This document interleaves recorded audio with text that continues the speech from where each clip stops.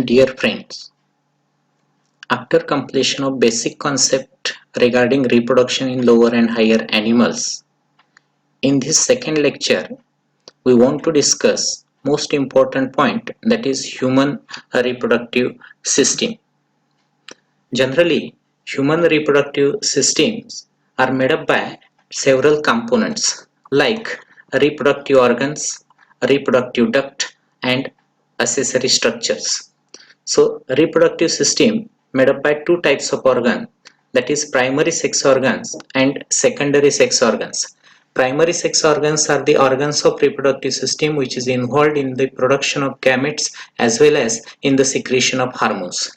And this primary sex organ in male reproductive system, that is the male gonads, termed as the testes, while in female reproductive system, female gonads, that is the ovaries. Secondary sex organs which perform important functions in reproduction. These organs not involved in the production of gametes and secretion of hormones, but involved in the performing the functions of reproduction. And third component, that is associated ducts and associated glands. Now, the most important point, that is generally human being, you know that it is when we focus on shows sexual dimorphism, male and females are separate. This male reproductive system and female reproductive system assisted by the secondary sexual characters. In short, it is the accessory sex characters. These accessory characters develop during puberty or sexual maturity. When we focus on the secondary sexual characters in male and females, which occurs during puberty and present during the reproductive life, the most important, that is in male we can observe broadening of shoulder, while in that female we observe the broadening of hip region.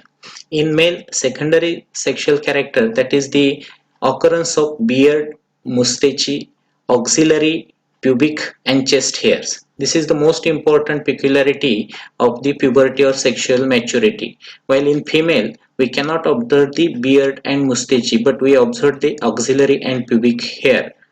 In female, there is increase in subcutaneous fat. It is also a secondary sexual characters. In male, due to the enlargement of larynx and thickening of vocal cords, the voice becomes low pitch. So the low pitch sound or voice present in male, while the high pitch voice present in the female. It is also secondary sexual characters. And enlargement of penis and scrotum, it is also associated with the male, while the growth of breast and the external genitalia observed in female as a secondary sexual characters. Question may be asked in board examination, distinguish between the secondary sexual characters in male and female. From NEET point of view, also we want to focus on this aspect, that is secondary sexual characters. Next, that is the most important, male reproductive system. This male reproductive system basically made up by two types of organ, external genital organs and internal genital organ. When we focus on external genital organs, means the organ of reproductive system lies outside the body, so they are termed as external genital organs, while internal genital organs, the organs lies within the body, so it is termed as an internal genital organ. In male reproductive system, we found that there are two external genital organs, that is the scrotum or scrotal sac, and second, that is the penis. The first concentrate on the scrotum. Scrotum, it is the loose pouch of pigmented skin lying behind the penis, and it is divided into right and left scrotal sac by the septum of tunica dartus made up of smooth muscle fibers. When we focus on the scrotal sac, it is the pouch of pigmented skin present below the pubic symphysis in between the two thigh just behind the penis. This scrotal sac externally covered by the thick wall of skin which is more pigmented than the elsewhere. This is the scrotal sac. This scrotal sac receives the testes in 7th month of embryonic development and provide protection to the testes. And second function performed by the scrotal sac, this scrotal sac plays important role in thermoregulation. Means for formation and maturation of sperm requires the 2 to 3 degrees centigrade temperature less than the body temperature, and this temperature is maintained in scrotal sac by the special muscles, that is dartus muscles and the spermatic cord. So function of scrotum, that is provide protection, and second, that is the thermoregulation. Scrotal sac internally consists the cavity termed as a vaginal coelom, and this vaginal coelom communicate with the abdominal cavity by a narrow canal termed as a inguinal canal. One disorder associated here, that is cryptorchidism, means it is the condition in which testes fail to descend into the scrotal sac. By operative method, we can remove this uh, disorder, that is the cryptorchidism. If testes fail to descend into the scrotal sac, then sperms cannot produce and mature. So person become sterile. So this is most important characteristic feature of the scrotum. Next, that is the penis. Penis is the male copulatory organ. It is cylindrical or muscular structure. It consists of three bundles of erectile tissue, that is pair of posterior lateral tissue called corpora cavernosa and median corpus spongiosum. The most important thing when we focus on this length of penis, there are two conditions of penis, that is normal penis and the erectile penis. Normal penis have the length average about 5 to 7 centimeter only, while erectile condition, when penis have the average length, it is 18 to 20 centimeter. It helps in the release of the semen into the female genital tract at the time of copulation. This is the function. So penis is also termed as a copulatory organ. If we focus on the internal part of the penis, this part, that is, here we observe the corpora cavernosa.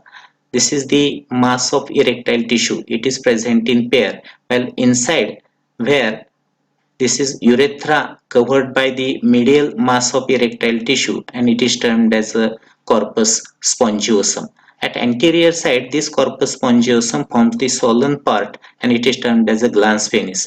Glans penis is a highly erectile portion which increases the yoke of excitement, and this structure is covered by the skin that is termed as a foreskin or prepuce. It is the fold of skin termed as a foreskin or prepuce. The function performed by the penis, that is the being a copulatory organ, male, it helps to transfer the sperm into the female genital tract during copulation. Now, internal genital organs. Internal genital organs are nothing but a testis, associated duct, and associated glands. Now first concentrate on the testes. Testes are paired oval glands. They are primary sex organs because they are involved in the formation of sperm and the secretion of hormone. It is mesodermal in origin, extra-abdominal in conditions. When we focus on the average measurement, it is 4 to 5 centimeter in long, 2 to 3 centimeter wide, and 3 centimeter thick. Average weight, it is about 10 to 15 gram. Color, it is pink in color.